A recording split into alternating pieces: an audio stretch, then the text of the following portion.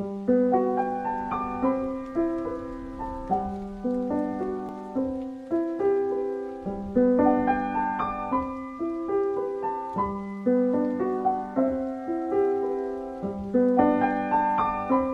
hello everyone. In this lecture I am going to discuss about the IoT, that is Internet of Things. So, what is IoT? The Internet of Things is a system of interrelated computing devices, mechanical and digital machines, objects, animals and people that are provided with unique identifiers and the ability to transfer data over a network without requiring human to human or human to computer interaction.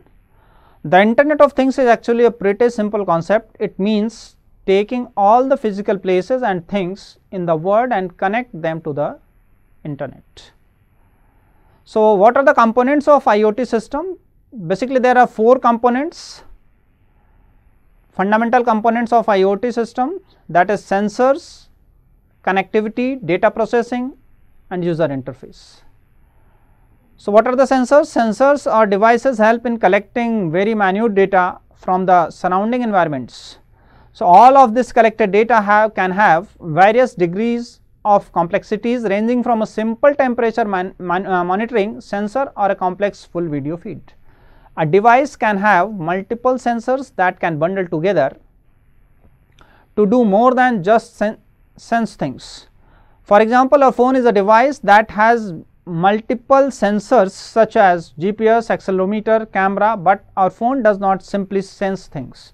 The most rudimentary step will always remain to pick and collect data from the surrounding environments. It is a standalone sensor or multiple devices. Second fundamental element is connectivity. So, collected data is sent to a cloud structure, but it needs a medium for transport. The sensors that can be connected to the cloud through various mediums of communication and transport such as cellular networks, satellite networks, Wi-Fi, Bluetooth, wide area network, that is WAN, and low power wide area network and many more. So, every option we choose has some specifications and trades off between power consumption, range and bandwidth. So, choosing the best connectivity options in the IoT system is important.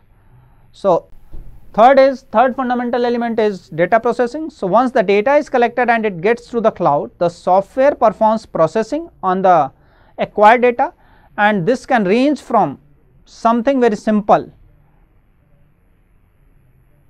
such as checking that the temperature reading on devices such as AC or heaters is within the acceptable range. So, it can sometimes also be a very complex such as identifying the objects using computer vision on video, but there might be a situation when user interaction is required. Suppose if when the temperature is too high or if there is an intruder in your house, that is where the user comes into the picture. So, this is the importance of data processing. So, what is user interface? The information made available to the end user in some way. This can achieve by triggering alarms on their phones or notifying through the text or mails. A user sometimes might also have an interface through which they can actively check on their IoT system. For example, a user has a camera installed in his house. He might want to check the video recordings and all the feeds through the web server. However, it is not possible.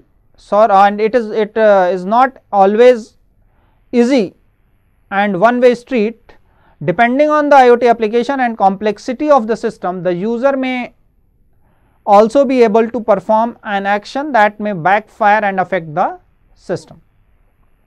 For example, if a user detects some changes in the refrigerator, the user can remotely adjust the temperature via that phone, and there also be some cases where some actions perform automatically by establishing and implementing some predefined rules. The entire IoT system can adjust the setting automatically and no human has to be physically present. Also, in case if any intruders are sensed, the system can generate an alert not only to the owner of the house, but to the concerned authorities. So, this is the interfacing of this user interfacing. So, now come to the next topic, that is microprocessor and microcontroller. So, what is microprocessor? A microprocessor is a controlling unit of microcomputer wrapped inside a small chip. It performs arithmetic logical unit operations and communicates with the other devices connected with it. So, it is a single integrated circuit in which several functions are combined. So, what are the types of the microprocessor? So, important types of microprocessors are complex instruction set microprocessor, the application specific integrated circuit, reduction instruction set microprocessor, and digital signal multiprocessors, that is DSPs. What is microcontroller? A microcontroller is a chip optimized to control electronic device. It is stored in a single integrated circuit which is dedicated to performing a particular task and execute one specific application. It is specially designed circuits for embedded applications, and it is widely used in automatically controlled electronic devices. It contains memory, processor, and programmable input output device, input output port. So, what are the types of microcontroller? Basically, there are 5 types of microcontroller, that is 8-bit microcontroller, 16-bit microcontroller, 32-bit microcontroller, embedded microcontroller, and external memory microcontroller. So, these are the types of microcontroller and these are the types of microprocessors. Now, come to the difference between microprocessor and microcontroller. So, microprocessor is the heart of computer system, whereas the microcontroller is the heart of an embedded system. So, it is only a microprocessor is only a processor. So, memory and input output components need to be connected externally. But in case of microcontroller has a processor along with internal memory and input output components. So, memory and input output components has to be connected externally in case of microprocessor, but in case of microcontroller, memory and input output components are already present, and the internal circuitry of this microcontroller is small. So, microprocessor can be used in compact system, cannot use in compact system, whereas microcontroller can be used in compact systems, and the cost of the entire system of microprocessor is high, whereas the cost of entire system of microcontroller is low. Due to the external components, the total power consumption of microprocessor is high, therefore, it is not ideal for the devices running on the stored power like batteries. So, these are some disadvantages of the microprocessor which has been listed in this table. So, as an external components are low, total power consumption is less, so it can be used in the devices running on the stored like power like batteries. So, most of the microprocessors do not have power saving features, and whereas the microcontrollers offers the power saving features. So, this is the another advantage of this microcontroller. Microprocessor has a small number of registers, so more number of operations are memory based, and the microcontroller has more registers, so the programs are easy to write. Microprocessors are based on non-Neumann model. So, microcontrollers are based on Harvard architecture. So, microprocessor is a central processing unit on a single silicon based integrated chip, and microcontroller is a byproduct of the development of the microprocessors with a CPU along with other peripherals, and microcontroller has no RAM, ROM and input output units, whereas microcontroller has CPU along with RAM, ROM and other peripherals. Microprocessor uses external bus to interface to RAM, ROM and other peripherals, and microcontroller uses an internal controlling bus. Microprocessor based systems can run a very high speed because of the technology involved. Microcontroller based systems run up to the 200 megahertz or more depending on the architecture. So, microcontroller is used for general purpose applications that allow you to handle loads of data, and microcontroller is used for applications specific system. Microprocessor is a complex and expensive, whereas a microcontroller is simple and inexpensive with less number of instructions to process. So, these are the advantages of this microcontroller. Come to the next technology, that is Bluetooth technology. Bluetooth technology is a high speed low powered wireless technology link that is designed to connect phones or other portable equipments. It is specifications for it has the specifications IEEE 802.1.15.1 for the use of low power radio communication to link phones, computers and other network devices over short distance without wires. Wireless signals transmitted with Bluetooth cover short distances, typically up to 30 feet. It is achieved by embedded low cost transceivers into the devices. So, it supports Bluetooth technology supports on the frequency band of 2.45 gigahertz and can support up to 721 kilobyte per second along with 3 voice channels. This frequency band has been set aside by international agreement for the use of industrial, scientific and medical devices compatible with 1.01 devices. Bluetooth can connect up to the 8 devices simultaneously. Each device offers a unique 48-bit address from the IEEE 802 standard, with the connections being made point to point or multi-point. Bluetooth networks, how the Bluetooth network work and how the Bluetooth works. The Bluetooth network consists of a personal area network or a piconet which contains a minimum of 2 to 8 Bluetooth peer devices, usually a single master and up to the 7 slaves. A master is the device which initiates communication with the other devices. The master device governs the communications link and traffic between itself and the slave devices associated with it. A slave device is the device that responds to the master device. Slave devices are required to synchronize their transmit-receive signals or timing with that of masters. In addition to this, transmissions by slave devices are governed by the master devices, or you can say the master device dictates when a slave devices may transmit. Specifically, the slave may only begin its transmission in a time slot immediately following the time slot in which it has addressed by the master, or in a time slot explicitly reserved for use by the slave device. The frequency hopping sequence is defined by the Bluetooth device of the master device. The master device first sends a radio link or radio signal asking for a response from the particular slave devices within the range of addresses. So, the slaves respond and synchronize their hop frequency as well as clock with that of the master device. So, what are the core specifications? That consist of 5 layers.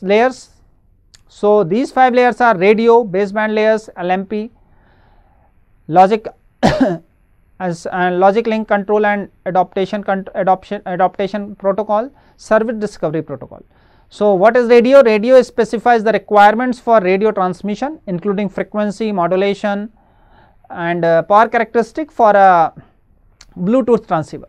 Baseband layer, it defines physical and logical channels and link types, specifies various packet formats, transmit and receive, timing, channel control and the mechanism for frequency hopping and device addressing. It specifies point to point or point to multi point links the length of the packet can range from 68 bits to 3071 bits.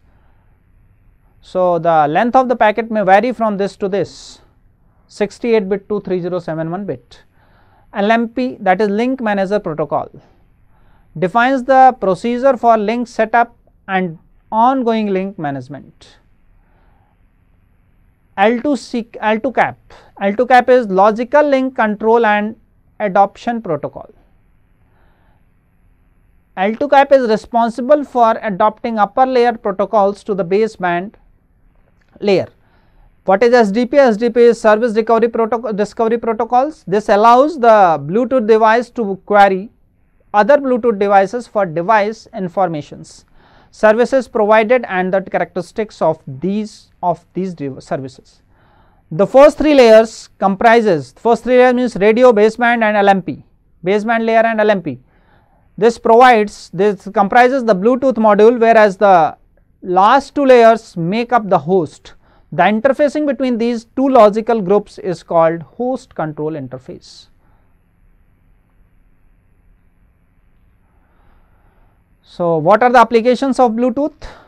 So, it can be used in cordless desktop, headset, automatic synchronization, multimedia transfer. In cordless, all of the peripheral devices are connected to the PC cordlessly. In headset, it can be used to allow one headset to be used with myriad devices including telephones, portable computers, stereo distractor. Automatic synchronization, this users model make use of the hidden computing which focuses on applications in which devices automatically carry out certain tasks on behalf of the user without user intervention or awareness. Multimedia transfer exchange, this is used for exchanging or multimedia data like songs, videos, pictures and which can be transferred among the devices using the Bluetooth. Next is Wi-Fi technology. Next technology is Wi-Fi technology. Wi-Fi is a popular wireless network technology and it stands for wireless fidelity. The Wi-Fi was invented by NCR Corporation AT&T in Netherlands in 1991. By using this technology, we can exchange the information between two or more devices. Wi-Fi has been developed for mobile computing devices such as laptops, but it is now extensively using for mobile applications and consumer electronics like televisions, DVD players and digital cameras. So, there should be two possibilities in communicating with the Wi-Fi connection, that may be through access point to the client connection or client to client connection. It is commonly called as wireless LAN, that is local area network, WLAN you can say. Wi-Fi allows local area network to operate without cable and wiring. It is making popular choice for home and business networks. A computer's wireless adapter transfers the data into a radio signal and transfers the data into antennas for users. What is the working principle of this Wi-Fi? Wi-Fi is a high speed internet connection and network connection without use of any cables or wires. The wireless network is operating three essential elements, that are radio signals, antenna and router. The radio waves are keys which make the Wi-Fi networking possible. The computers and cell phones are ready with Wi-Fi cards. Wi-Fi compatibility and has been using a new creation to constituent within the ground connected with the community network. The actual broadcast is connected within a sequence. In fact, it is completed by way of a stereo system as well as worth of the wires with monitor to classification prone. Wi-Fi allows the person in order to get access to web any place in the actual provided area.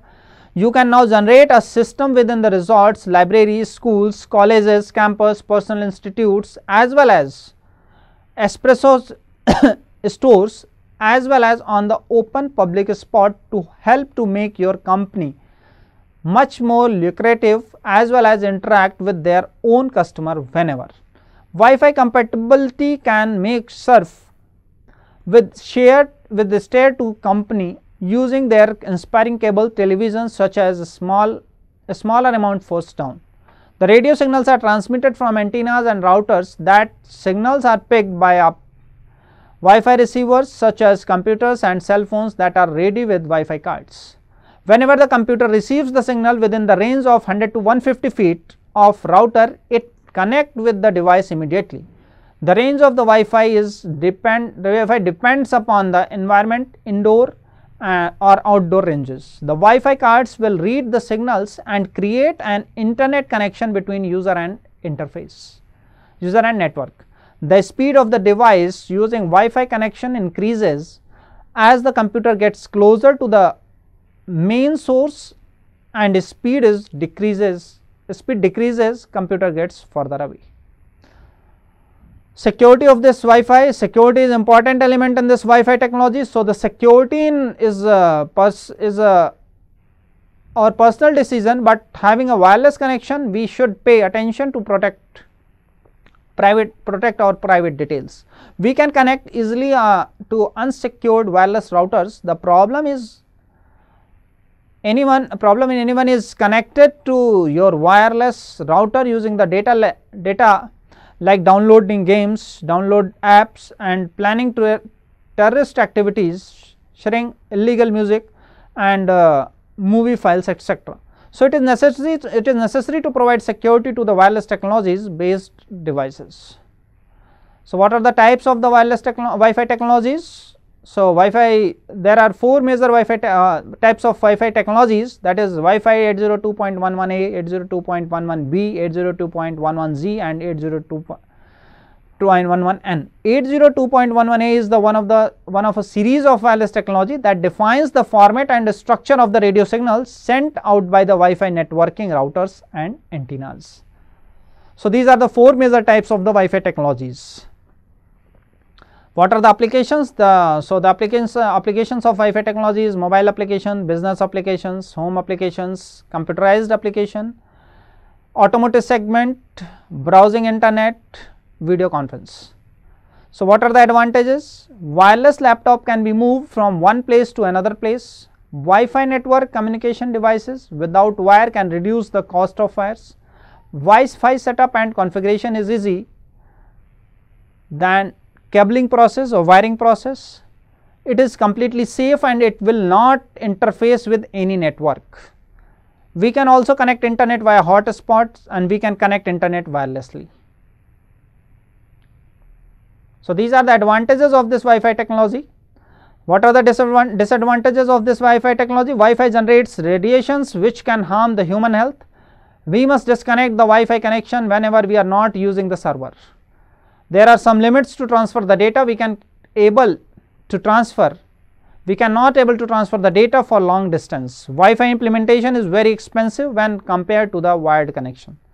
So, these are some disadvantages of this Wi-Fi technology, because it generates the radiations and it is not useful to transfer the data for long distance, and it is expensive as compared to the wired connection.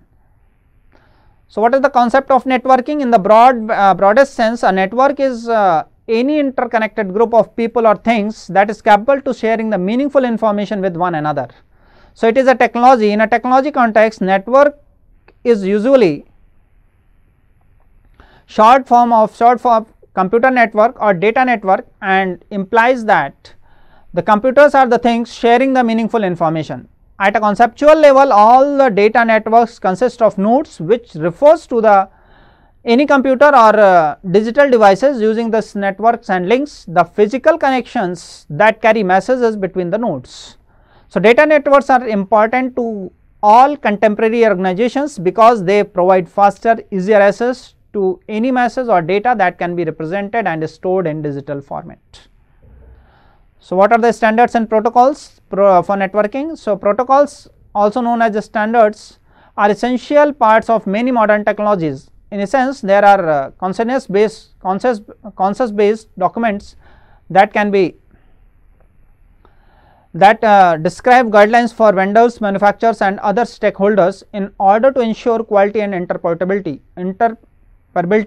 in a diverse competitive marketplace. Most network networking protocols are fairly obscure, and you only need to worry about them if something goes wrong. However, a few standards are widely adopted that every decision maker and accidental techie needs to know their names and basic functions. Discussing networking without implicit or explicit reference to Ethernet and TCP/IP protocols is like discussing American law and politics without reference of the Constitution and the Bill of the Rights. Sensor nodes and clouds. A sensor node is a type of transducer that uses one type of energy, a signal of some sort, and converts it into the reading for the purpose of information transfer. Furthermore, it possesses the capacity of performing some processing, gathering sensory information and communicating with other connected sensors in the network. So, what is the cloud? The cloud refers to the servers that are accessed over the internet and the software and database that run on those servers. Cloud servers are located in data centers all over the world. By using cloud computing, users and companies do not have to manage physical servers themselves or run software applications on their own machines. So, the cloud enables users to interface the same files and applications from almost any device.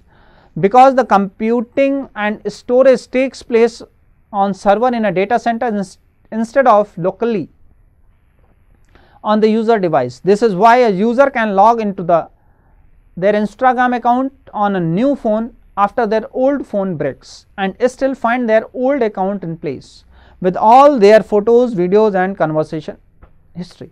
It works the same way with cloud email providers like Gmail and Microsoft Office 365 and with cloud storage providers like Dropbox and Google Drive. So, how does cloud computing work? Cloud computing is possible because of a technology called virtualization. Virtualization allows for the creation of simulated digital only virtual computer that behaves as if were a physical computer with its own hardware. The technical term for such a computer is virtual machine. When properly implemented, virtual machines on the same host machine are sandboxed from one another, so they do not interact with each other at all. The files and applications from one virtual machine are not visible to the other virtual machines even though they are on the same physical machine. So, what are the different types of cloud deployments? They can be deployed in private and public cloud. So, the most common cloud deployments are private and public cloud. A private cloud is a server, data center or distributed network wholly dedicated to an organization. Public cloud, a public cloud is a service run by the external vendor that may include servers in one or multiple data centers. Unlike a private cloud, public clouds are shared by multiple organizations. So, what is third type of cloud is hybrid cloud and multi cloud. Hybrid cloud deployments combine public and private clouds and may even include on premises legacy servers. An organization may use their private for some services and their public clouds for others, or they may use the public cloud as backup for their private cloud. Multi-cloud is a type of cloud deployment that involves using multiple public clouds. In other words, an organization with a multi-cloud deployment rents virtual servers and services from several external vendors to continue the analogy used above. This is like leasing several adjacent plots and lands from different landlords. Multi-cloud deployments can also hybrid cloud and vice versa. So, this is all about the technologies used in IoT. So, thank you.